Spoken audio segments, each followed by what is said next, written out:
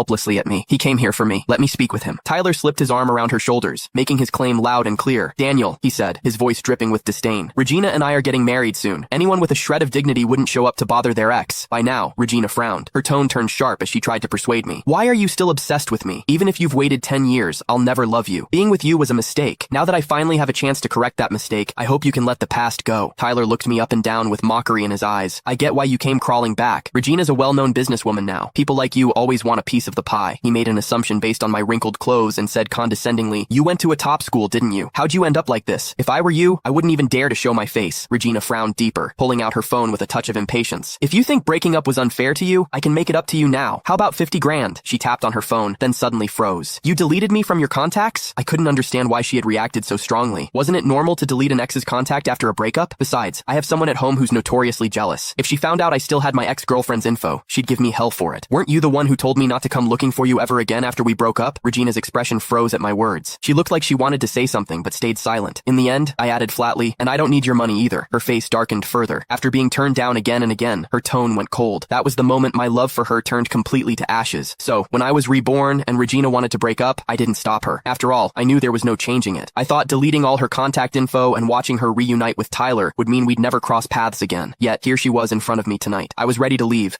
but Tyler refused to let it go. He insisted on humiliating me in front of everyone to get close to Regina. You really went all out, didn't you? Look at you, dressed like that. I bet you don't even have a real job. Tell you what, I can introduce you to a position here at the hotel. Learn how to serve people. You could make 5 figures a month. I found myself surrounded, unable to leave. With no other choice, I said calmly, thanks, but I already have a job. I'm a photographer. The moment I said the word, Regina's eyes snapped toward me. Something complicated flickered in her gaze, her lips moving as if to speak. However, she turned her head away and said coldly, photography? How much money can that make? A hobby doesn't put food on the table. Look, since we all know each other, I can help arrange a proper job for you. I froze in that instant. I realized she had completely misunderstood me. Her expression tightened, anger flashing in her eyes. I'm offering you an opportunity. Don't come crying to me later when you regret it. I stayed silent. I didn't bother to tell her that my photos were regularly published in national magazines and even top international journals. The royalties alone weren't any less than her income. However, if I said that, she'd probably just think I was bragging, especially since I was standing there in wrinkled pajamas. It was all my son's fault. He insisted I play in the sandbox with him, and when I turned around, he had run downstairs. I didn't have time to change before I rushed after him. Just as I was thinking of leaving, the same waiter noticed something. He pointed at my clothes. Balenciaga? Where'd you pick that up? Don't tell me you're a janitor here who stole it from a guest's room. I frowned. Why can't it be mine? Tyler let out a mocking laugh. Yours? Can you even afford it? What kind of rich person would run around looking like a slob? He pinched his nose theatrically. Dirty too. Probably didn't even wash it before throwing it on. Regina's brows knitted so tightly it looked like she might crush a fly between them. Daniel, look at yourself. Do you still want to argue? I ignored them and looked straight at the waiter. If you really think I stole something, then call the police.